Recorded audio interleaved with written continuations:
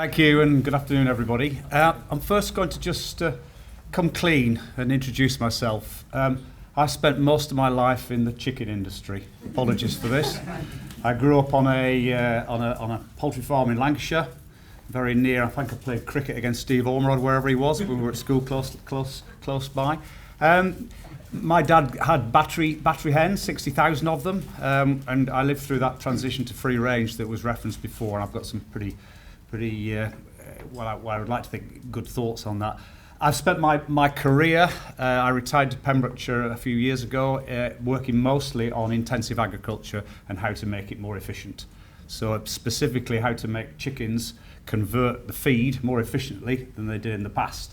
So going from 2 kilograms of feed for 1 kilogram of chicken to 1.5 kilograms of feed to 1 kilogram of chicken. They are very efficient. And they do provide a very good quality source of protein for the world's population. Just in case it comes up in a quiz question, the world produces around 56 billion chickens a year, so that's 7 for every person on the planet.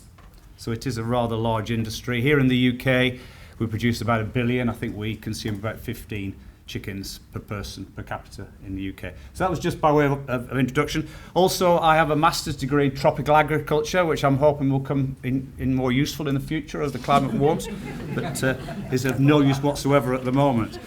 Right, I'd just like to go through why I'm here. I'm representing the Cleddau project, which is a group of volunteers seeking to restore the Cleddau to good health.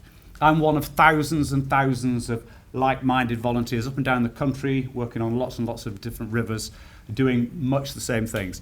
So I'd just like to take you through what we do as the Cleddau project and then talk about some specific elements. Next slide, please. So I'm just going to start with number 3, which is reporting pollution events and holding polluters to account, and tell a story. When we started a year and a half ago, we noticed that the outfall from the local creamery was from time to time gushing with a red liquid. It was called red flock, and it included flocculant and lots of iron. It wasn't good. It wasn't good for the river. It turned all the mud red. We reported it. NRW investigated. Something happened, but not a lot. We reported it again. We took it to the media. The company concerned, First Milk, the regenerative co-op, were quite embarrassed. It was really at odds with their values. They pledged to us that they would fix it. They've since invested about 2 million quid, put in a lot better filtration systems, better protocols, better alarm systems. And we've been carrying on checking that outfall ever since. We have not seen any more red flock. They also had a massive problem with biofilm growth in their pipeline. So every morning you go down to the river, and the river bed where it sort of discharged will be covered in this tripe-like filamentous stuff that had washed out of their pipe. That was down to basically their effluent being too high in nutrients. So they've solved that one as well. So the pipe is clean. Their permit performance has improved massively. So they're now their phosphate, BOD, TSS, ammonia, all the real markers of pollution that they're permitted for have all gone down to about half what they were. So that's an example of basically holding polluters to account and highlighting the good. I think I've done both there. So that was one good example in our portfolio. We do have a pollution reporting tool on our own website. We encourage people to report pollution incidents accurately, and we try and train them accordingly. NRW only investigate 20%, I was given this figure on Friday, 20% of reported pollution incidents are ever investigated, and only 20% of that 20% are ever taken towards any sort of prosecution. What we'd like to be as the Cleddau project is high quality reporters of pollution, such that when NRW see it's from the Cleddau project, they know it's been well researched, the person who's reported it has got knowledge of what constitutes pollution, and therefore that 20% goes up to 40 or 50%. So that's just about that reporting pollution events and holding polluters to account. Going back to the beginning, we have a big citizen science water quality programme. It only started in April of this year. We had the benefit of being following some really good practitioners up and down the country. We spoke a lot to other river groups, the Y in particular. We designed it accordingly. We spoke to NRW about what would constitute a really good water quality monitoring programme across the Cleddau catchment and took their advice as well. So we think we've got a statistically valid, robust model. I won't go into details, but one of the reasons for doing it is NRW have the resources. They do about 15 different locations in the Cleddau catchment.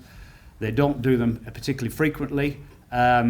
We are doing, at the moment, we have 90 volunteers. We're doing 44 different tributaries, and we're doing them in a very structured way every fortnight, every Sunday morning, with a structured set of tools and we hope relatively low variability between testers and between measurements of the same sample. So we have a good citizen science water quality testing, but that's also our eyes and ears. So our pollution reporting benefits from having all those observers and eyes and ears out there. So I'm just going to investigating lobbying Dŵr Cymru and NRW. I'm going to come back to that later because there's been an event today that I think several people in the audience are aware of.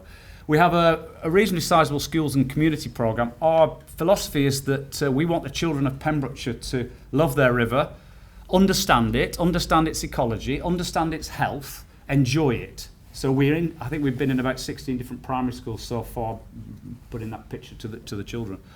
Lobbying policymakers and partnering with the River Health. Well, I think that's why I'm here.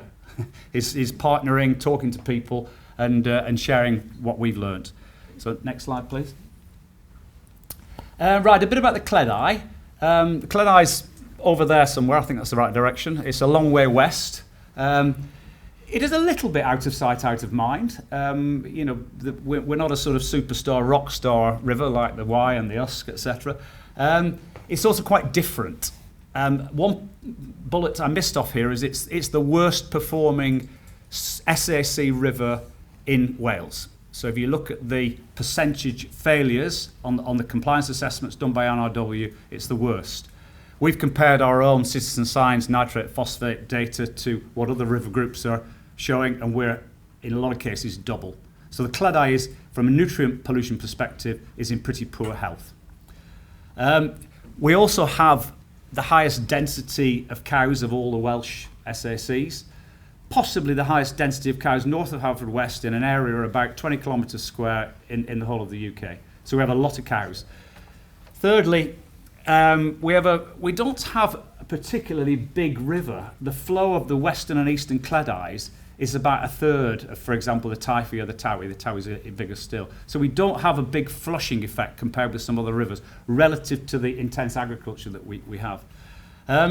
It's also, just as another differentiator, we have a very, very long estuary. So that from source to sea, about half the river is estuary and half is riverine, roughly. So it's very different topographically. We don't have the Black Mountains or the Cambrian Plateau to drain from. We drain from pretty low-lying areas. So, yeah, move on. Just the final point here. Just moving to the last slide, please. I'm just going to talk a bit about nutrient balance testing, and then I'm going to talk about pass-forward permit breaches very quickly. We think it all starts, one of the previous speakers said the same, it all starts with establishing the surplus. What is the surplus? And at a macro level, that for me would be what is the surplus in Pembrokeshire? How much nitrogen phosphate comes into the county and how much leaves? Because the rest has to go somewhere in the air, in the water, or in the ground. We're trying to do that on an individual farm basis. So we have 6 farms being piloted where we're measuring 4 things. How are they farming? Are they farming regeneratively? What are they doing with their pastures, etc., etc.? What is their soil health? All the things that we talked about before. What is the water quality? And we're also doing a nutrient balance on each of those individual farms. We think that's quite groundbreaking in terms of trying to establish those correlations. Secondly, about pass-forward flow permit breaches. Those of you who've seen the news will have picked this up. I just want to pick up that we talk about sewage treatment works a lot and we talk about storm overflows a lot. There's a lot of pumping stations in Wales. And the one we researched was not pumping to its permitted flow level for various reasons, and Welsh Water have explained some of those in the media. And that means that basically, if it's not pumped to the sewage treatment works, it doesn't have those pollutants reduced and doesn't have some of those toxins removed. It's going straight into the river. So we believe that's also something whereby hopefully there's a holding pollutants to account now, and then there's a good news story going forward that we really address this problem with pumping stations. Thank you very much.